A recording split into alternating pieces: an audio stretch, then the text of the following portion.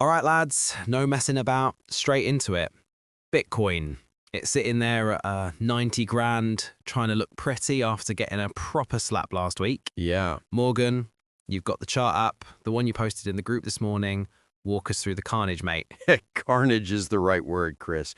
Look, for anyone who's been following, this is a picture-perfect story. The market gave us a clear downtrend, and then the real signal came around the middle of the month. You see that line I've marked LL and then boss? Yeah, the one just under 100K. Boss, break of structure. Yeah. For anyone new here, Right. that's trader speak for the floor just gave way. Exactly. The price was holding that level, that previous low, and then bang, it sliced straight through it. Wow. That is the market screaming at you emphatically, we are going down. All the buyers who thought that was a solid floor are now underwater. Right. That's our confirmation. The bears are in the driving seat. So that break was the big tell, and since then it's just been making lower lows, lower highs, textbook stuff.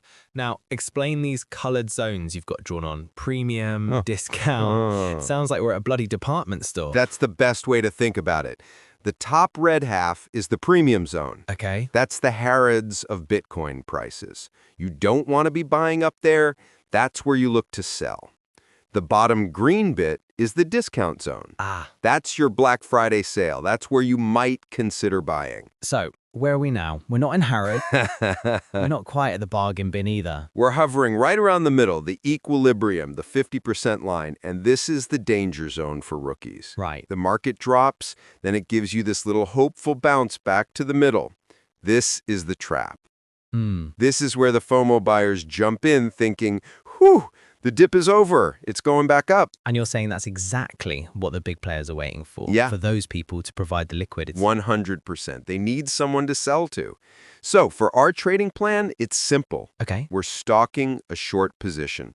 We're watching this equilibrium zone from about 92,000 up to 96,000. Right. If we see the price run up there and run out of steam, if it looks weak, we pounce. And where are we aiming for? What's the target? You see that little label I've put at the bottom? PWL, previous week low, down around $80,000. Wow. That's a big pool of money sitting there. The market almost always goes for those weak lows. Okay. So the play is a short from the equilibrium targeting 80K. It's a clean, high probability setup.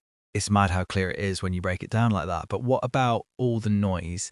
I've been seeing headlines all week. 1 minute, it's Bitcoin set to rally to $100,000. Yeah. The next, it's short-term holders capitulate. What's all that about? The capitulation. That's the fundamental story that lines up perfectly with our technical chart. The capitulation is just a fancy word for the I give up moment. So who's given up? All the tourists, the people who bought in late, probably up in our premium zone, have just been holding on for dear life. Right. As the price crashed down towards 80K, they couldn't take the pain anymore, and they panic sold their bags for a loss. Ooch. We can see it on the blockchain data. It's the market's way of, cleaning house, shaking out all the weak hands. Right, so that explains the big drop. Yeah. But I've also heard that capitulation can be a bottom signal. Some guys are saying, this is it, the pain is over, we're going up from here. BTIG is calling for a rally back to 100K. And that's the battle of narratives, isn't it? You have the on-chain guys saying,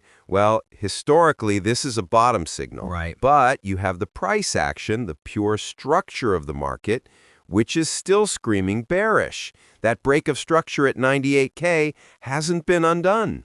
We haven't made a higher high. So who do we trust? The chart or the gurus? The chart, always the chart. The structure is king. The capitulation just tells us why the price moved to our target area. Okay. It doesn't automatically mean the trend is reversing. We need to see the structure change. We need to see price blast through this equilibrium and then take out the lower high around 106K for us to even consider that the bears are losing control. Conclusive. Until then, the plan is the plan. Stalk the short. Stick to the plan. This is the difference between gambling and trading. We have a clear setup, a clear invalidation level above the recent highs, and a clear target. Right. While everyone else is arguing about headlines, we're executing a plan. Love it. Look, if any of this sounds like we're speaking another language, or you just want to get your hands on these charts and trade ideas live as they happen, You need to get in our chat group. It's where the real magic happens. Seriously, we're in there all day, having a laugh, posting setups like this for BTC, Ethereum, all sorts. It's a proper community. Yeah, it is. We're not just spoon-feeding signals, we're teaching you how to read this stuff yourself. Mm-hmm. The link's down below, it's a no-brainer, and if you're signing up to an exchange, use our CEX ref link to say thank you, don't be tight. Hop in the group, have a laugh with us, and let's make some money. Well said. It's all about following the structure, not the noise. Absolutely. Right, before we wrap this up, we've got a question for everyone listening.